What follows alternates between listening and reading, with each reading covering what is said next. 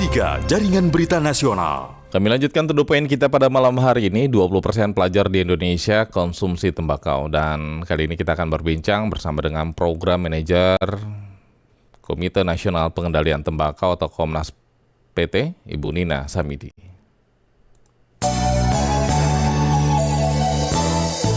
Wawancara Pro3. Bu Nina, selamat malam. Selamat malam, halo Mas Lukman. Ya, kabar sehat ya Bu Nina ya? Sehat-sehat, alhamdulillah. Kabar remaja dan anak-anak kita yang nampaknya agak terancam ini Bu Nina, karena prevalensi untuk pelajar merokok ini masih cukup tinggi, dan prevalensi konsumsi tembakau di kalangan pelajar yang masih tinggi ini bagaimana Komnas PT menilai efektivitas strategi pengendalian tembakau yang selama ini dijalankan, Bu? Ya, terima kasih Mas Lukman.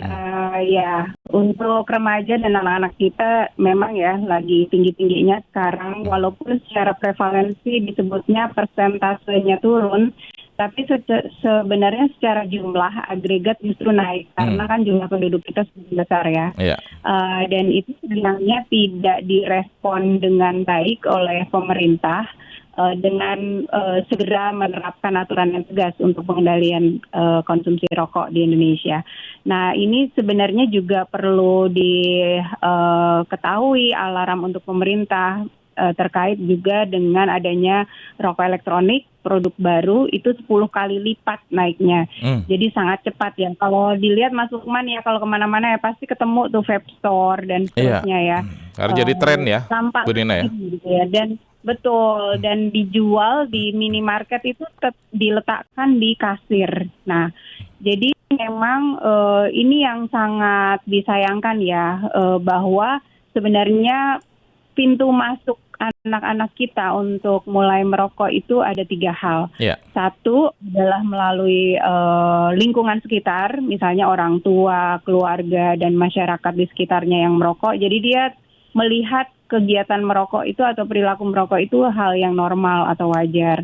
Terus yang kedua adalah peer pressure, atau misalnya dari teman-teman, kelompok temannya yang merasa kalau nggak rokok jadi nggak maco dan sebagainya gitu ya. Lo nggak asik lo nggak rokok gitu. Gitu. Terus yang ketiga adalah masalah iklan atau pemasaran. Nah, iklan dan pemasaran ini yang sebenarnya bisa dikontrol, karena faktor iklan ini sangat besar pengaruhnya ke anak-anak. Dan iklan, promosi, sponsor, promosi itu termasuk penjualan yang sangat murah ya. Kalau Mas Isman lihat sudah iklan di mana-mana, terus iklannya itu mencantumkan harga gitu. Misalnya kayak sebungkus cuma 10.000 gitu, padahal isinya 12. Jadi anak-anak murah banget buat anak-anak gitu, dan itu sangat-sangat disayangkan karena harusnya rokok itu mahal karena untuk faktor efek harga ya. Kalau efek harga tuh biasanya orang akan ngerem, termasuk anak-anak. Itu 3 hal itu yang sebenarnya mempengaruhi anak-anak, tapi yang satu hal adalah iklan dan promosi, harga yang murah, mudah dijangkau, itu yang seharusnya bisa dikontrol oleh pemerintah. Itu jadi ya, pengaruh strategi pemasaran industri tembakau terhadap tingginya angka perokok pemula itu di situ ya, Bu Nina ya? Betul, dan ini juga dimanfaatkan oleh industri karena orang yang sudah merokok, sudah dewasa itu tidak bisa dipengaruhi lagi. Mereka biasanya sudah terikat atau terikat secara emosional dengan merek tertentu ya, misalnya dia sudah merokok dengan A, kalaupun mau B gitu ya, itu sulit. Nah, makanya mereka mengincar yang lebih muda. Dan kenapa yang lebih muda? Karena umur berlangganannya lebih panjang daripada orang umur 30 tahun ya, 30 tahun lagi mati gitu ya karena sakit. Ya mendingan dari umur 10 tahun, jadi masih 50 tahun nih merokoknya gitu. Itulah kenapa industri rokok benar-benar memakai strategi berjualannya untuk anak-anak dan remaja, terutama lewat iklan, promosi, dan sponsorship. Kita undang pendengar boleh ya, Bu Nina, untuk bergabung bersama kita. Pendengar silakan kami buka di 021-352-3172, 021-384-4545, 021-386-6712, atau juga bisa melalui pesan WhatsApp kami di 081-399-399-888. Bu Nina, kalau kita lihat regulasi yang ada saat ini kan sudah cukup banyak gitu ya regulasinya terkait dengan kemasan gitu yang harus juga menggambarkan bagaimana perokok itu dampak dari perokok dan juga ada batasan-batasan waktu untuk iklan gitu ya. Ini bagaimana dengan regulasi yang ada saat ini masih nampaknya belum cukup efektif, Bu Nina? Ya, jadi Mas Lukman, sebenarnya kita punya aturan baru, namanya Peraturan Pemerintah atau PP nomor 28 tahun 2024. Nah, ini sudah hampir 2 tahun disahkan, tapi sampai sekarang belum diimplementasikan secara efektif dan optimal. Artinya, pemerintah sudah punya nih aturan di atas kertas, tapi sayangnya ini cuma jadi macan ompong aja. Karena regulasi tertulis tapi tidak dilaksanakan. Satu misalnya perluasan health warning atau peringatan kesehatan bergambar itu kan yang tadi Mas Lukman bilang ya.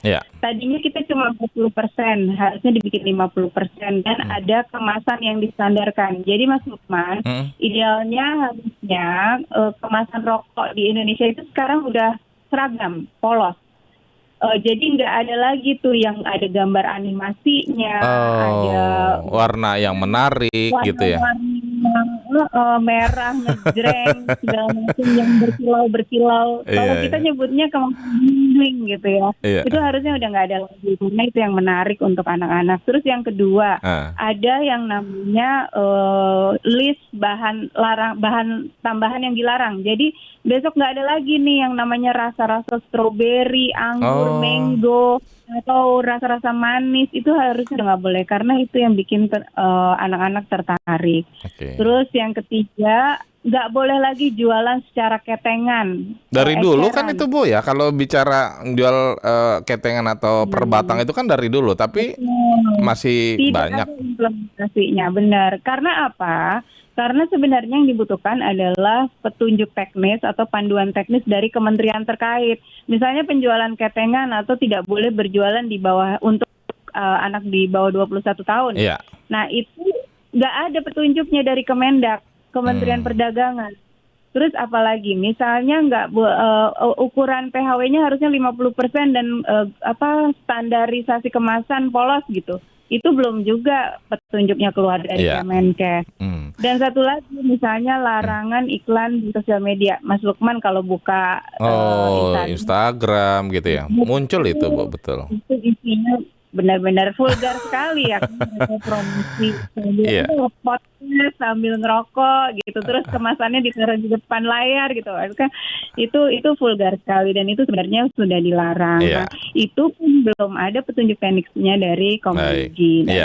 Sayangnya. Kita ke pendengar ya, Bu Nina, ada Ibu Haryanti di Toli-Toli yang sudah menunggu. Bu Haryanti, selamat malam. Ya, halo, selamat malam Mas Lukman. Malam, silakan. Dan Ibu Nina ya, salam sehat, salam kambuh untuk kita semua. Cuman ya, sebagai masyarakat Indonesia pasti prihatin, apalagi untuk kawasan bagian daerah ya. Saya pernah menemukan Bu ya, pernah ketemu sama anak-anak SD, benar kata Ibu Nadia Tarmizi tadi, itu anak SD anak mulai dari 5 tahun itu ada yang merokok, benar. Saya anak kelas 4 SD waktu itu saya ketemu terus saya boleh bujuk tuh anak SD, boleh nggak ditukar itu yang kamu pegang sama coklat? Nggak mau. Nah saya kasih lagi 2 pilihan, kamu mau saya telepon orang tuanya atau Pak Polisi? Langsung anaknya lari. Jadi gimana caranya kita ya, aturan sih kita meminta dari pemerintah pusat ya, aturan yang tegas mungkin ya, dan turunannya itu ke khususnya ke bawah, karena ke daerah-daerah itu banyak anak-anak yang terpapar merokok. Apalagi kemarin saya juga sering-sering menghimbau ya, kalau aturan seperti misalkan jarak warung itu jauh dari sekolah ya, warung yang jual ketengan juga. Tapi ya itulah, kalau emang nggak ada ketegasan dari pemerintah pusat, terus nggak ada implementasinya ya percuma kalau kita ngomong apapun ya, mungkin seperti itu. Terima kasih, selamat malam, wassalamualaikum warahmatullahi wabarakatuh. Waalaikumsalam, terima kasih Bu Haryanti di Toli-Toli. Kita ke Yogyakarta, ada Pak Joni Susanto. Pak Joni, selamat malam. Selamat malam Bung Lukman. Ya, silakan Pak. Selamat malam Bu Nina, salam sehat ya. Ya. Maaf, Saya sambil merokok ini. Telepon ini. Tapi kan bukan pelajar kan Pak ya? Oh, bukan, sudah lansia. Ya. Iya, silakan. Gini Bu Nina, Iya. saya mohon mengambil kebijakan lebih bijak ya terkait rokok ya. Karena begini, APBN kita itu mendapatkan kontribusi gede banget dari cukai rokok ya. Iya. Tercatat 3 kali lipat lebih besar dari total dividen seluruh BUMN. Ini luar biasa. Dan memberikan kontribusi 40% untuk bidang kesehatan. Nah ini, jadi harapan saya tidak dimarginalkan terkait rokok, namun kita harus bijak menyikapinya. Saya rasa itu. Terima kasih, selamat malam. Baik, terima kasih. Selamat malam Pak Joni. Silakan, mungkin tanggapannya, Bu Nina. Ya, dari Bu Arianti dulu ya tadi ya. Memang Bu, ini ya sedih ya kalau ngelihat lingkungan sekitar kita ya. Jadi Mas Lukman, sebenarnya PP 28 itu punya 2 aturan yang sangat signifikan perubahannya terkait iklan. Jadi harusnya di seluruh Indonesia itu sudah tidak ada iklan rokok dari jarak 500 meter dari sekolah. Jadi di sekitar sekolah itu nanti harusnya udah nggak boleh ada iklan rokok. Padahal kalau sekarang kan kita buka gerbang sekolah, di depannya ada warung, terus ada spanduk iklan rokok gitu kan ya, anak-anak langsung terpapar. Nah itu harusnya udah nggak ada tuh Mas, dengan adanya PP itu. Dan yang kedua adalah tidak ada penjualan rokok 200 meter dari sekitar sekolah. Jadi di sekitar sekolah itu nanti warung-warung tidak lagi berjualan rokok, tapi mereka tetap bebas berjualan apapun, yang penting tidak berjualan rokok. Karena ketika anak sekolah harusnya terlindungi gitu ya, benar-benar nggak hanya di dalam sekolah tapi di lingkungannya. Jadi itu 2 aturan signifikan yang seharusnya juga berjalan sejak adanya PP 28 2024. Dan terkait dengan APBN dan seterusnya ya. Izin Bapak, yang perlu diingat juga bahwa kerugian makroekonomi akibat konsumsi rokok itu juga sangat besar. Jadi CISDI di tahun 2019 aja ya, itu kerugian makroekonomi kita sudah 410 triliun akibat konsumsi rokok. Itu artinya 2,5 kali lipat dari cukai yang tadi Bapak sebutkan. Nah, jadi kalau saya dibalik ya, kalau kita mengurangi atau menekan konsumsi rokok, maka kerugian kita juga akan ditekan. Meskipun pendapatan cash-nya besar, tapi sebenarnya kita sedang digerogoti oleh konsumsi rokok yang merugikan. Jadi kerugian itu bukan hanya karena sakit ya, karena tidak produktif, karena konsumsi yang tidak menghasilkan akibat uang yang dibakar dan seterusnya, itu kerugiannya luar biasa. Jadi kita tidak hanya bisa melihat dari sisi pendapatan saja. Memang kelihatannya menggiurkan sekali. Setiap tahun kita dapat 200 triliun. Tapi apa yang kita nggak lihat adalah kerugiannya. 400 sampai 500 triliun per tahun, bayangkan. Dan itu sangat disayangkan kan kalau kita mau terus-terusan seperti itu. Jadi mau sampai kapan kita selalu melihat rokok ini justru dijadikan sumber pendapatan, kan ironis ya. Iya. Sesuatu yang buruk gitu. Itu yang pertama. Yang kedua, sebenarnya kami sendiri juga mendorong pemerintah lewat Bappenas untuk membuat roadmap mitigasi terhadap pekerja industri rokok dan petani tembakau dan cengkeh. Jadi di samping kita juga berupaya mengendalikan konsumsi rokok, maka mereka juga harusnya ada semacam peta jalan menuju generasi yang bebas dari rokok seperti di New Zealand dan sebagainya. Jadi itu nanti mitigasi dari pemerintah gimana terhadap industrinya, pekerjanya, petaninya, itu juga harus dipikirkan. Jadi semuanya seimbang. Jadi nggak seterusnya kita akan bergantung pada industri yang merusak. Sama seperti kita bergantung pada misalnya tambang atau industri yang membabak hutan, itu kan juga nggak baik ya. Jadi itu yang perlu dipikirkan. Kita ke pendengar lagi, Bu Nina, ada Pak Ramli di Banda Aceh. Pak Ramli, selamat malam. Selamat malam. Ya, silakan Pak Ramli. Selamat malam. Iya, silakan Pak Ramli.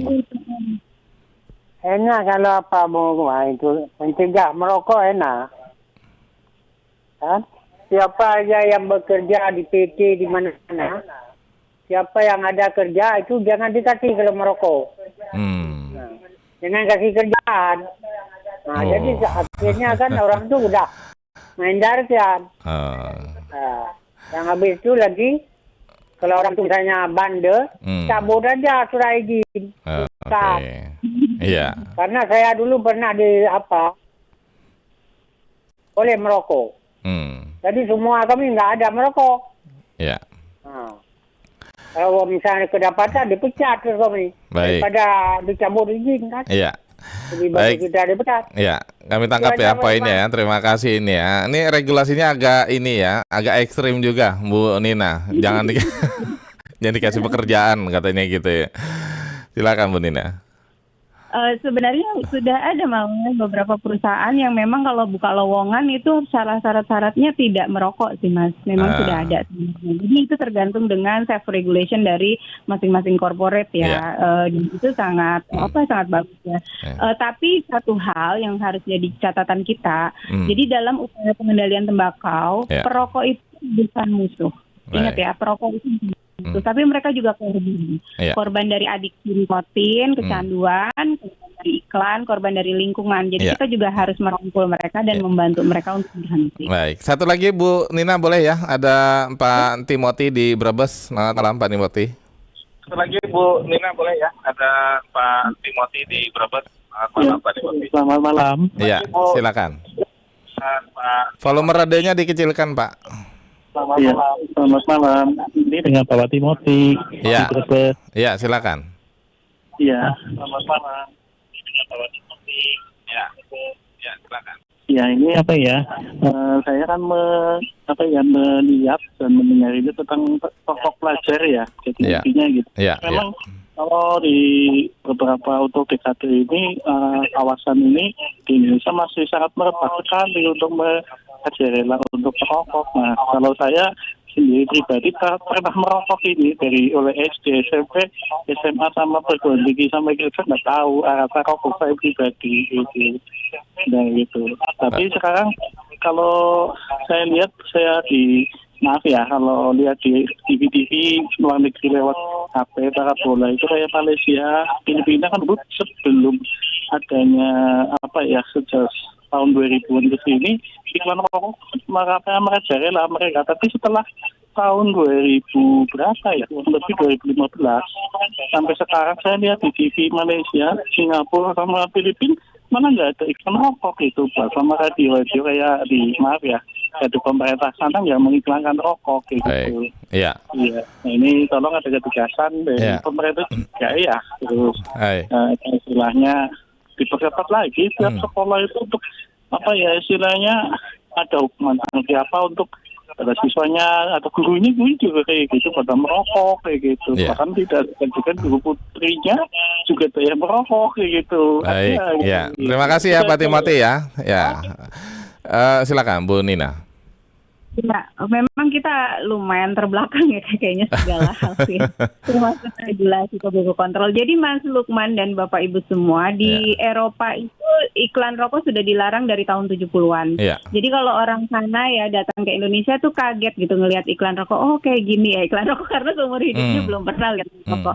Dan di negara-negara tetangga kita sudah sebagian besar melarang iklan rokok dari sebenarnya sudah lama ya, udah 20 tahunan lah ya mereka sudah melarang iklan rokok sama sekali. Jadi total ban terhadap iklan. Nah, Indonesia ini yang negara besar karena industri seneng ya di Indonesia, pasarnya besar, regulasinya lemah.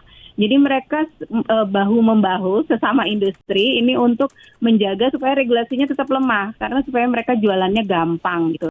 Itu sebenarnya yang kita hadapi sekarang di Indonesia. Industrinya saling gotong royong gitu untuk tetap bisa mengiklankan.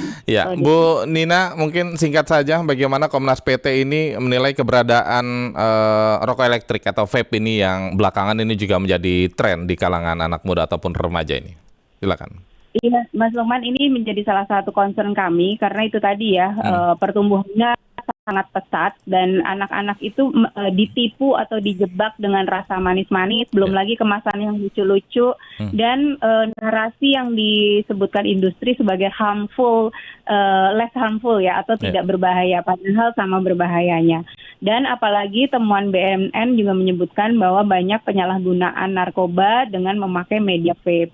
Karena itu itu dalam salah satu tuntutan kami hari ini dalam rangka Hari Tanpa Tembakau Sedunia menuntut pemerintah dalam hal ini Presiden Prabowo untuk melarang total rokok elektronik karena ada potensi penyalahgunaan tadi dan itu benar-benar ancaman yang besar terhadap bangsa kita. Baik. Karena apa? Karena negara-negara tetangga kita sudah melarang Mas rokok elektronik, Singapura, Malaysia.